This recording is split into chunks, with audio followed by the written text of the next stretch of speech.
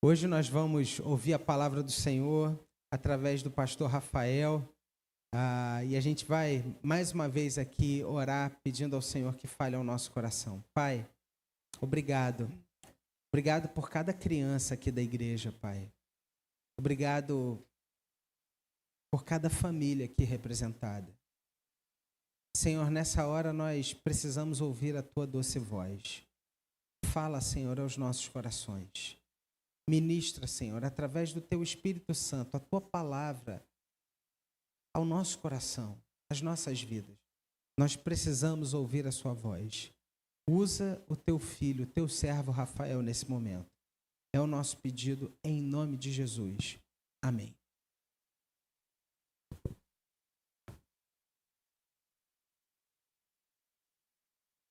Amém. Bom dia, meu irmão. Bom dia, minha irmã.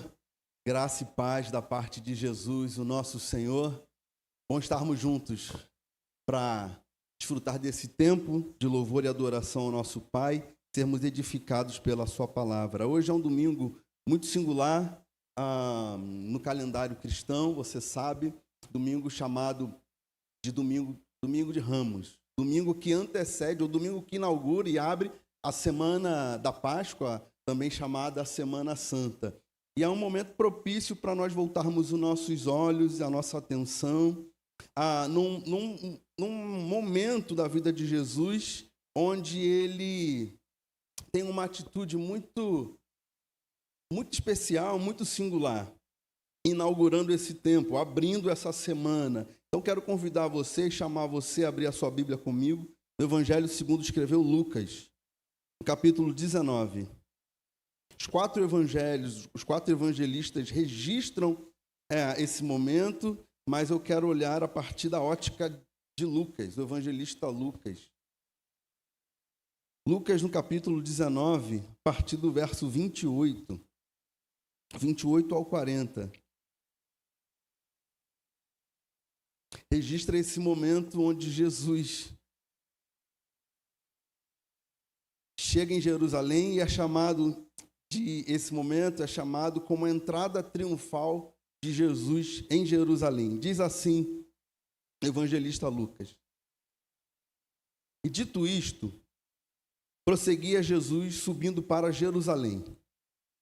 Ora, aconteceu que, ao aproximar-se de Betfagé e de Betânia, junto ao Monte das Oliveiras, enviou 2 de seus discípulos, dizendo-lhes: Ide à aldeia fronteira, e ali, ao entrardes, achareis preso um jumentinho, que jamais homem algum montou.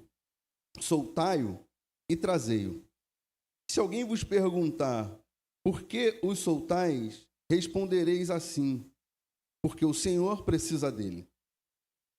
E indo, os que foram mandados acharam segundo lhes dissera Jesus.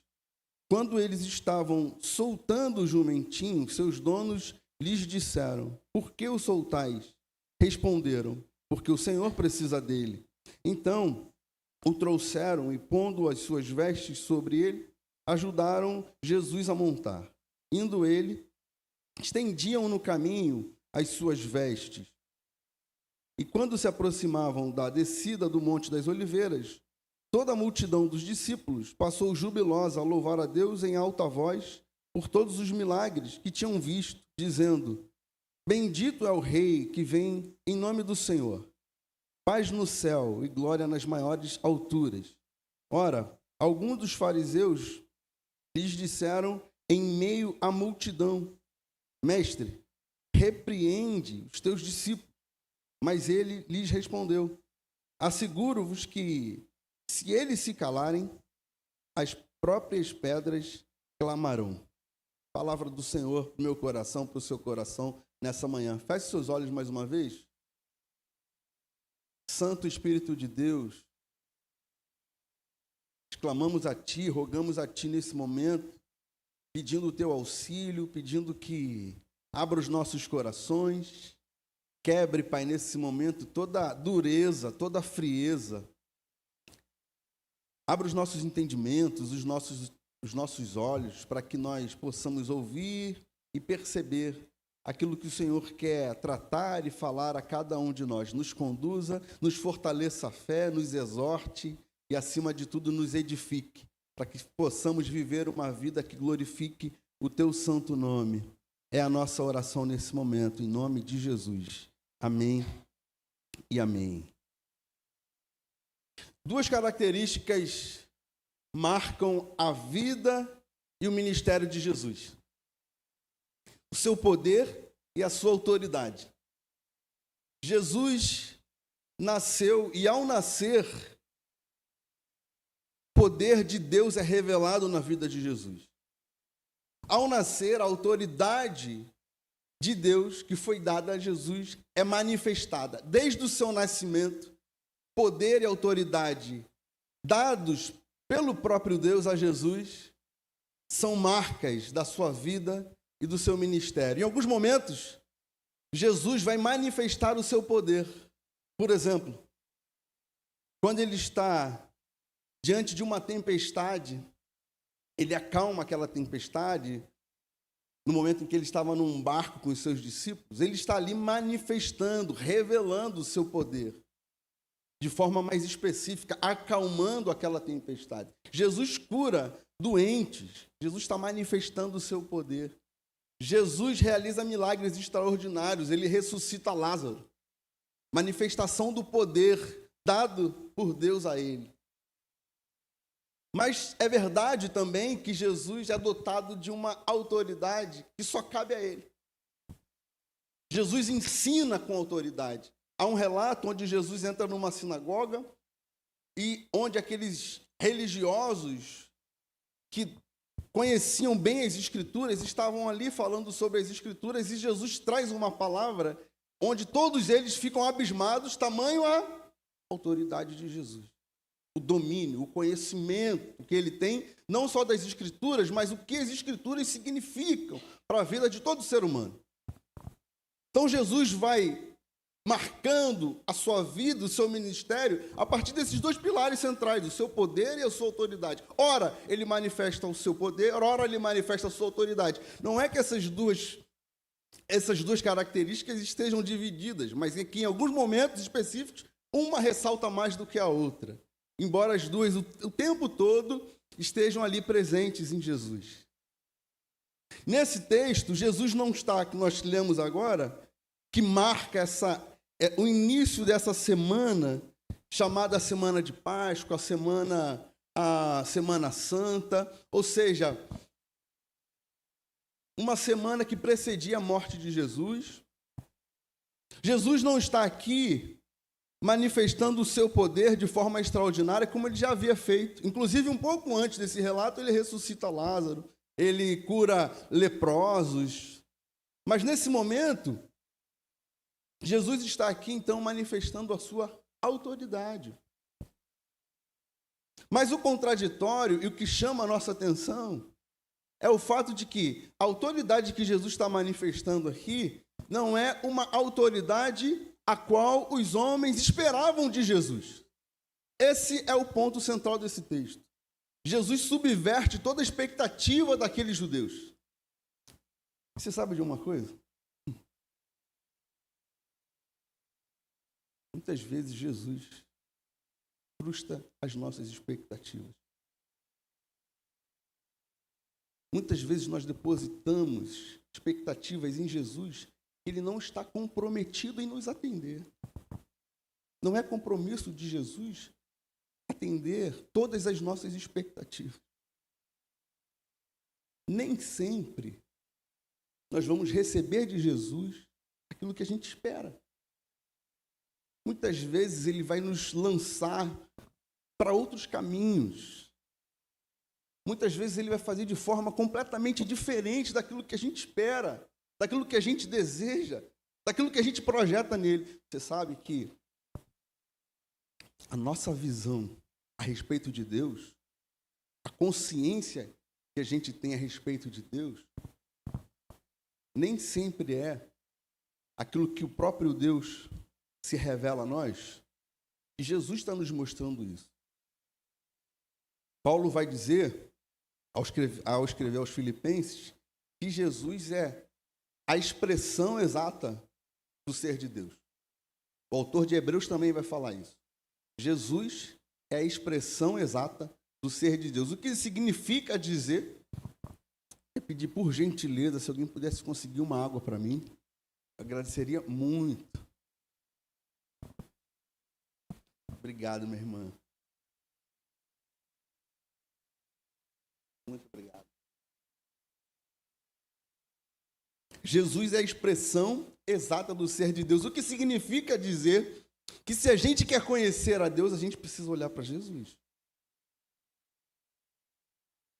Se a gente quer perceber quem é o Deus que a gente diz que adora, não há outro caminho a não ser olhar para Jesus. É por isso que o convite de Jesus é: vinde a mim. Venham a mim. Jesus vai dizer: eu e o Pai somos um, afirmando a sua unidade plena com Deus. Por que é importante considerar isso? Porque muitas vezes a gente faz projeções a respeito de Deus que às vezes não tem nada a ver com o ser de Deus, com o caráter de Deus. Às vezes são projeções humanas, partindo do nosso coração, daquilo que a gente acha a respeito de Deus, mas muitas vezes nós somos frustrados nessas projeções. E Jesus está aqui frustrando os judeus mais uma vez. Ele havia feito isso muitas vezes. Por que Jesus está frustrando os judeus? Porque ele está afirmando a sua autoridade com uma atitude completamente diferente da que os judeus esperavam que ele fosse tomar. Eu vejo esse texto, eu olho para esse texto como essa afirmação da autoridade de Jesus. Mas o que é emblemático, o que é muito singular, é que o texto vai dizer que Jesus indo para Jerusalém, e Jesus tinha consciência do que aconteceria com ele ali, seria a sua última semana de vida. Jesus está plenamente consciente disso. Ele sabe que a sua hora é chegada. Ele sabe que a cruz está ali, há uma semana. Ele entra pelas portas de Jerusalém, como o texto vai dizendo, montado num jumentinho. Ele pede 2 dos seus discípulos para ir, enquanto estava chegando em Jerusalém, 2 dos seus discípulos buscarem um jumentinho que nunca havia sido montado. E assim eles fazem, eles vão atrás desse jumentinho, eles conseguem, eles trazem para Jesus. Os discípulos o ajudam, ele monta naquele jumento e entra pelas portas de Jerusalém montado num jumentinho. Que coisa extraordinária. Por que Jesus está frustrando a expectativa daqueles judeus? Porque havia ali toda uma expectativa de que o Messias, quando chegasse para assumir esse lugar que eles aguardavam, o seu reino fosse estabelecido, esse Messias, na mentalidade dos judeus, tomaria o poder do imperador. Seria uma espécie de um novo imperador, alguém do palácio. Alguém que construiria um exército forte. A mentalidade dos judeus, a chegada do Messias, era aquilo que eles conheciam como rei, o imperador. Assumindo o trono, assumindo o governo pela força, pela bravura de um militar, de um grande político, de um grande estadista. Essa era a expectativa que os judeus tinham em relação à chegada do Messias. Eles esperavam o Messias nesses moldes. Foi por isso que eu comecei dizendo, muitas vezes Jesus frustra as nossas expectativas.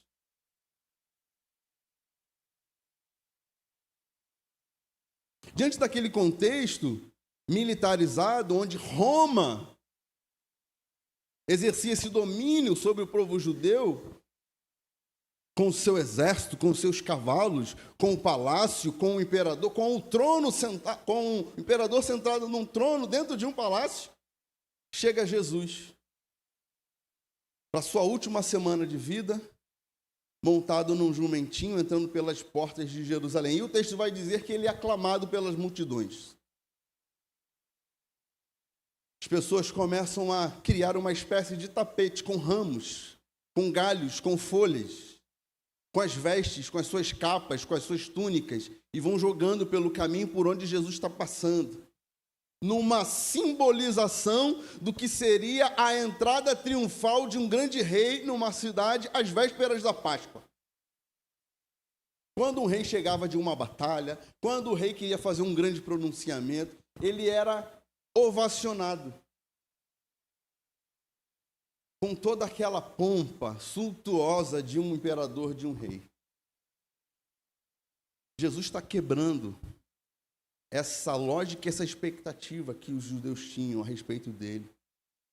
Ele vem sentado não num cavalo de raça, não numa carruagem pomposa, não cercado por militares. Jesus entra num jumentinho pelas portas de Jerusalém. Jesus entra como uma expressão das mais humildes que aquele povo poderia ver. Sentado num animal que era um animal usado para carregar grandes pesos, um animal dotado de uma força. Alguns teólogos vão apontar para o fato de que essa era uma sinalização de Jesus, mostrando a sua entrega ao serviço, o fato dele sentar num jumentinho, que é um animal de carga, um animal de trabalho. Eu gosto disso. Isso não está implícito no texto, e esse nem é o ponto central do texto, mas em alguma medida isso tem um contato com essa ideia. Jesus também sinalizando não apenas a sua autoridade, mas a sua entrega ao serviço, o servir por meio daquele animal representado ali. Esse rei Jesus, que é ovacionado com ramos, com túnicas, com roupas da multidão que vai olhando para ele, vai o aclamando, é o mesmo que dias depois, pela mesma multidão, vai ser rechaçado. Vão gritar diante dele: solte Barrabás. Esse mesmo Jesus que está entrando no jumentinho sabe que dias à frente aquela multidão o rejeitaria. Ainda assim, não deixou de seguir, não deixou de cumprir o seu propósito. Esse é um segundo ponto nesse texto que eu acho muito interessante destacar. Primeiro, o fato de que Jesus subverte a lógica daqueles judeus, entrando no jumentinho, afirmando a sua autoridade, não como um rei aos moldes que eles conheciam, mas como um rei humilde, como um rei simples, um rei desprendido daquilo que chama a atenção dos olhos humanos, essa pomposidade. Jesus afirma a sua autoridade na simplicidade, na humildade, se identificando com os pobres, se identificando com as pessoas mais humildes. Elas olham para Jesus e eles reconhecem, porque ele se identifica com aquelas pessoas mais vulneráveis. Mas o texto vai dizer que eles clamam, dizendo: bendito é o rei que vem em nome do Senhor. Eles reconhecem o senhorio e o governo de Jesus. Ainda que sem o aparato, sem aquele staff que os reis costumavam usar. As pessoas reconhecem o governo e a soberania de Deus. E esse texto também é essa lembrança, para mim e para você, que em Jesus nós vemos alguém que sabe para onde está indo, tem consciência plena da sua existência, sabe que está seguindo para a cruz, e ainda assim não retrocede. Eu acho isso extraordinário. Jesus não está seguindo para o palácio, para o trono. Jesus está seguindo para a cruz. E ele continua seguindo, sabendo para onde estava indo, para o madeiro. Isso me faz pensar e me faz perceber que Jesus estava plenamente comprometido com o propósito de Deus, com o propósito do Pai. Jesus é alguém que está plenamente comprometido com a vontade de Deus. O que chama atenção para a minha vida e para a sua vida e me faz pensar e me faz saltar uma pergunta: o quanto nós estamos comprometidos com o que Deus quer fazer nas nossas vidas e tem para fazer nas nossas vidas? O quanto nós estamos fundamentados, o quanto nós estamos em aliança, não com aquilo que a gente deseja, não com aquilo que a gente espera, embora isso também tenha o seu lugar na nossa vida.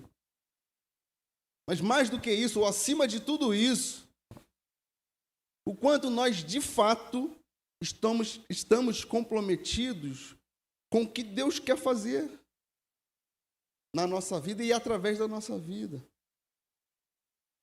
Jesus é esse que, sabendo que está indo rumo à morte, não retrocede. Quantas vezes a gente retrocede por coisas tão pequenas, né? Quantas vezes a gente fala, não, sabe, acho que eu não vou continuar, vou procurar outro caminho, outra solução, outra... Por isso é importante perceber esse comprometimento de Jesus com o Pai. Ainda que fosse para o caminho da morte. E Jesus sabia que era ali no madeiro que o projeto, o grande plano de Deus se concretizaria. A salvação, o perdão dos pecados, a remissão, sobretudo a nossa reconciliação com o Pai. Jesus se entrega.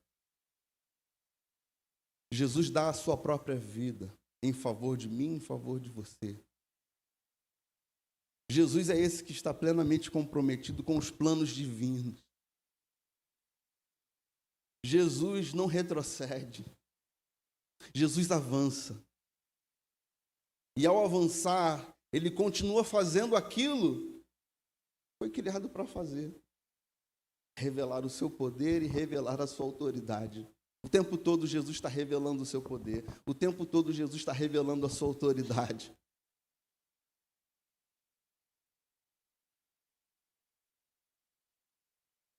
Onde estão os seus olhos, meu irmão, minha irmã?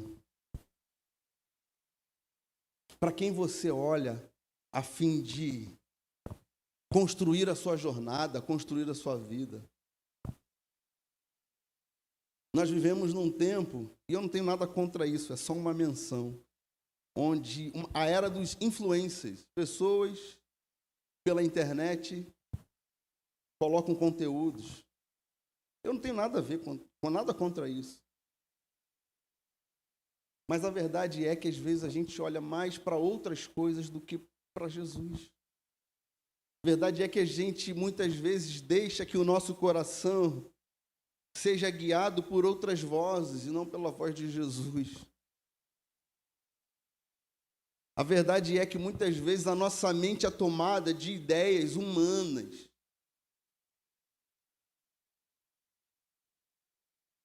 E qual é o problema disso? Embora tudo isso tenha o seu lugar, mas quando a gente coloca isso acima da voz de Deus, da vida de Jesus, a gente corre o risco de deixar de perceber aquilo que tem valor de eternidade e se apegar às coisas finitas. Jesus nos mostra, nos chama e nos coloca num ambiente de eternidade. Para que a gente possa construir a nossa vida, a nossa jornada, cheia de sentido, cheia de significado.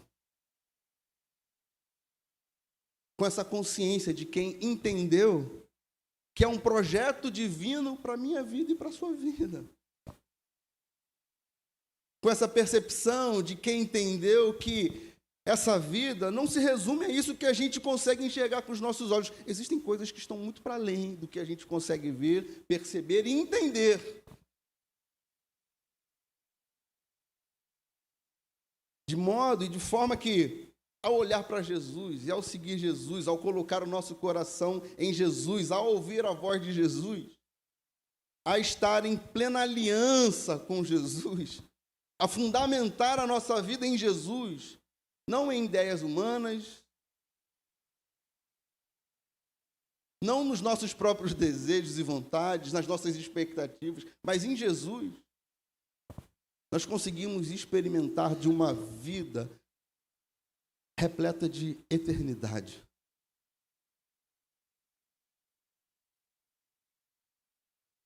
Construir relacionamentos não apenas significativos, mas na dimensão da eternidade. Plantar sementes no coração das pessoas. Plantar esperança no coração das pessoas. Num mundo tão adoecido e adoecedor, num mundo tão desesperançoso, num mundo mau, marcado pela injustiça, pela ganância, pela arrogância, num mundo marcado por poderosos que assumem lugares e, em detrimento desses lugares, fazem coisas terríveis. Num mundo marcado assim, é importante que eu e você nos apeguemos a Jesus a fim de construir uma vida com valor de eternidade.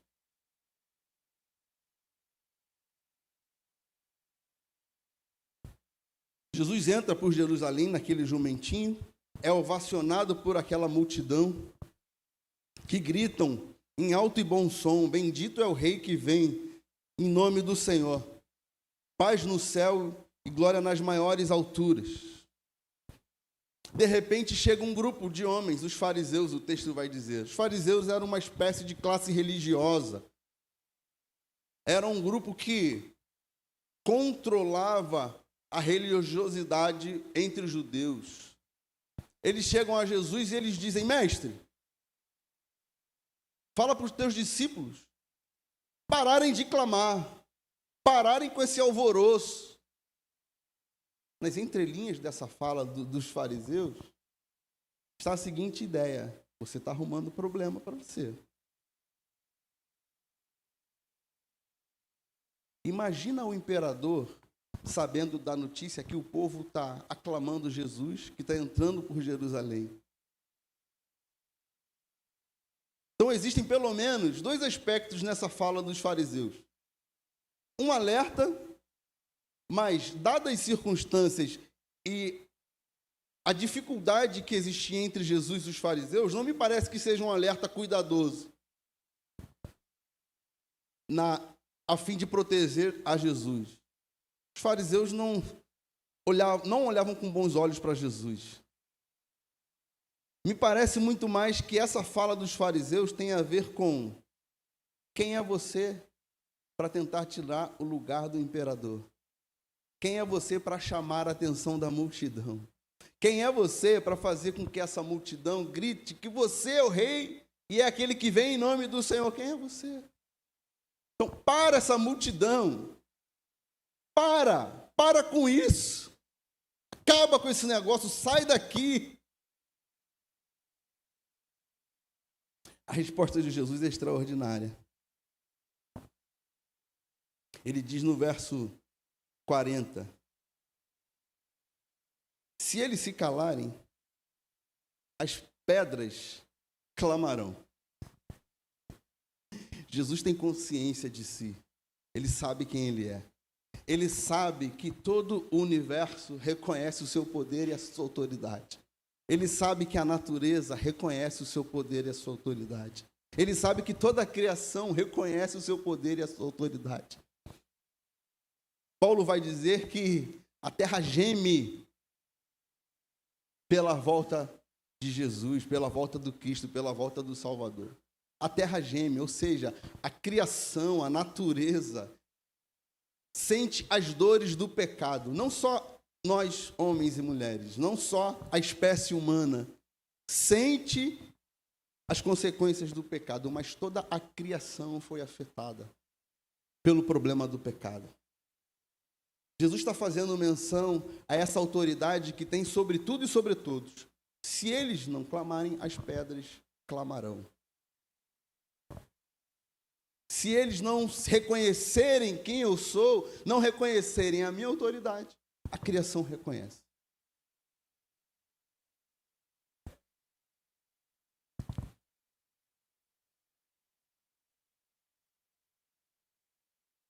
Quem é o Senhor sobre a sua vida e sobre o seu coração? Quem de fato governa a sua história? Onde os seus olhos estão postos? Nos poderosos desse mundo? Nos palácios? No alto escalão? Ou nele que é o Filho de Deus, que vem para nos redimir, que vem para nos levar de volta ao Pai, que vem para fazer com que a nossa existência aqui seja essa existência dotada de senso de eternidade? Quem é Senhor sobre a sua vida? Quem você está seguindo? Quem dita o curso da sua história? Os seus próprios desejos? As vozes humanas? Quem conduz a nossa vida? Quem tem dado sentido e significado para a nossa existência? Pessoas depositam o sentido da sua vida no trabalho, por exemplo. Vou trabalhar, eu vou trabalhar, eu vou trabalhar, e isso vai encher minha vida de sentido. Sim, necessário a todos nós essa dimensão da nossa vida. Pessoas depositam o sentido da sua vida muitas vezes na sua própria família. Eu vou me dedicar à família, eu vou me dedicar à família, eu vou me dedicar à família, eu vou me dedicar à família, e é aqui que está o sentido da minha vida. Sim, necessário que seja. Mas a pergunta, ela continua. Quem de fato governa o nosso coração? Quem é Senhor sobre nós? E para onde Jesus está me chamando, e é que eu quero caminhar para o final. Discípulo de Jesus é aquele que segue os passos de Jesus. Discípulo que Jesus é aquele que fala para o Senhor: Senhor, toma a frente da minha vida. Eu quero seguir os teus passos. Não é, já citei isso aqui em alguma outra mensagem, não é a gente seguindo a nossa vida e chamando Jesus: vem comigo. Não é isso. É justamente o contrário. É colocando Jesus à frente. Para onde o Senhor quer me levar? O que o Senhor quer fazer na minha vida? Para quem o Senhor quer me direcionar nesse momento, nesse lugar onde eu estou? Quais são os seus propósitos? O que o Senhor tem para fazer? O que o Senhor quer tratar no meu coração? Porque também tem isso. Às vezes a gente fica olhando para fora e esquece de olhar para dentro, para o nosso próprio coração. E o que nós precisamos ser transformados por Jesus. Porque, como eu disse, poder e autoridade marcam a vida de Jesus. Poder e autoridade de Jesus que é capaz de transformar o coração humano. O que Jesus quer trabalhar no seu coração? O que você percebe em você que precisa ser transformado por Jesus? Nesse caminho do discipulado, do seguir a Jesus, do seguimento a Jesus. O que precisa ser transformado no seu coração? Talvez uma expectativa. Aqui Jesus está contrariando a expectativa dos judeus. O Messias vai chegar, pomposo, trombetas tocando, tapete vermelho, cavalos, carruagens, exército, marcha. Aí chega Jesus num jumentinho. Ramos são lançados ao chão, túnicas de gente simples e humilde, espalhada por aquela multidão, é colocada no chão, e Jesus vai rumando a cruz. Às vezes são expectativas que Jesus quer tratar no nosso coração. O que a gente espera dele? O que você espera de Jesus? Quando você busca se relacionar com Jesus, seguir a Jesus, o que você espera? Que ele te coloque sentado num alto e sublime trono? Ou que ele enche o seu coração de senso de eternidade, a sua vida de significado?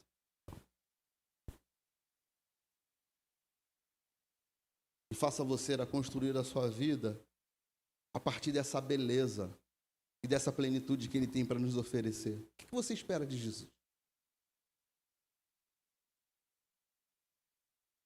Jesus está seguindo, Ele está seguindo para a cruz, que é o lugar para onde Ele quer nos levar.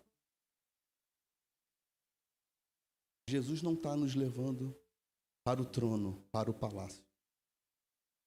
Jesus está chamando os seus discípulos, convocando o seu povo para um lugar, para a cruz. Discípulo de Jesus é aquele que caminha com Jesus em direção à cruz.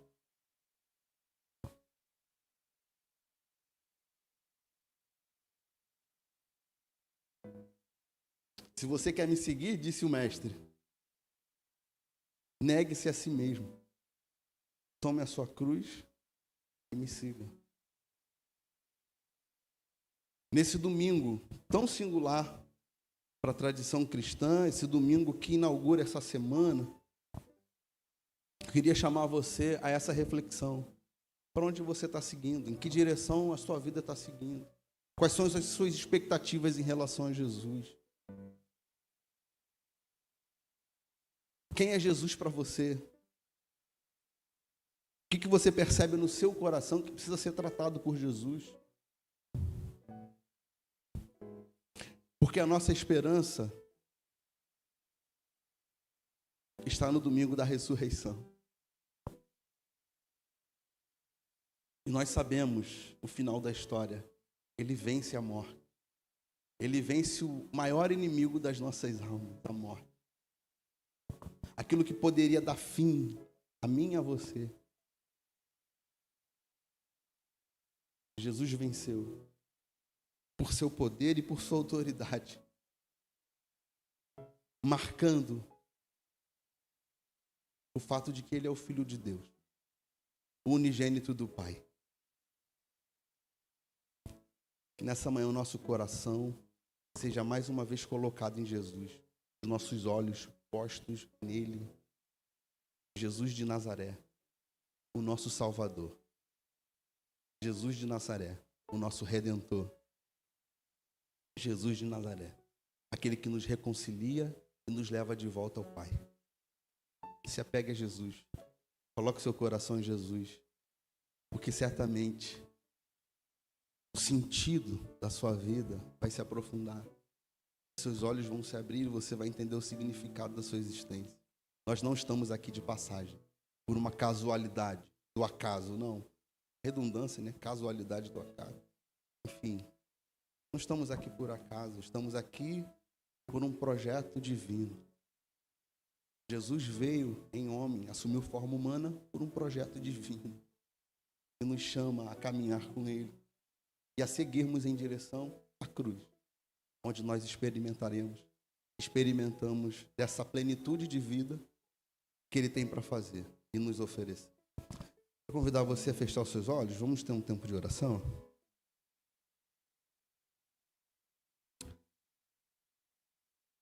Santo e bendito Deus, Pai de amor, gracioso e generoso Deus e Senhor, mais uma vez nós apresentamos as nossas vidas a Ti, pedindo ao Senhor que se revele a nós, Pai, poderosamente, abrindo os nossos olhos para que diariamente a gente possa reconhecer a direção em que Jesus está seguindo e seguir junto a Ele. Nos converta diariamente, Pai, a Jesus. O nosso coração é mau, o nosso coração é duro, mas sabemos que o Teu Espírito Santo quebranta o nosso coração. Sabemos que o Teu Espírito Santo, Pai, nos convence do pecado. Então, Pai, por misericórdia e graça, continue, Pai, a quebrar e a moldar os nossos corações. Continue, Senhor. Não deixe com que o nosso coração se endureça. Não deixe que a nossa visão fique ofuscada em relação a Jesus. Não permita isso, Pai. Mas por Tua bondade, nos revele Jesus, o Salvador. nos revele Jesus, esse que é dotado de pleno poder e de plena autoridade, capaz de mudar realidades e transformar os nossos corações. E nos lance para perto de Jesus. Faça com que a gente viva, construa a nossa vida, a nossa jornada, Pai, perto de Jesus, seguindo os passos de Jesus. Que o nosso viver seja para glorificar o Teu santo nome. Que a gente entenda que essa vida é um projeto do Senhor para cada um de nós. Que a gente entenda que cada um de nós aqui tem um papel fundamental nessa grande história que o Senhor está escrevendo. Que isso se torne cada dia mais claro, mais forte nos nossos corações, e que a Tua voz, Pai, que a Tua voz todos os dias, ecoem na nossa mente, nos chamando para perto, nos chamando a olhar para Jesus, nos fazendo caminhar na direção que Jesus está caminhando. Seja assim, Pai, faça assim. Nós te agradecemos pela vida do Cristo, pela vida do Filho, te agradecemos pelo Teu Espírito Santo, te agradecemos pela Trindade, que tem alcançado o nosso coração, tem transformado a nossa história. Que o Senhor continue a trabalhar em cada um de nós. É a nossa oração em nome de Jesus. Amém e amém.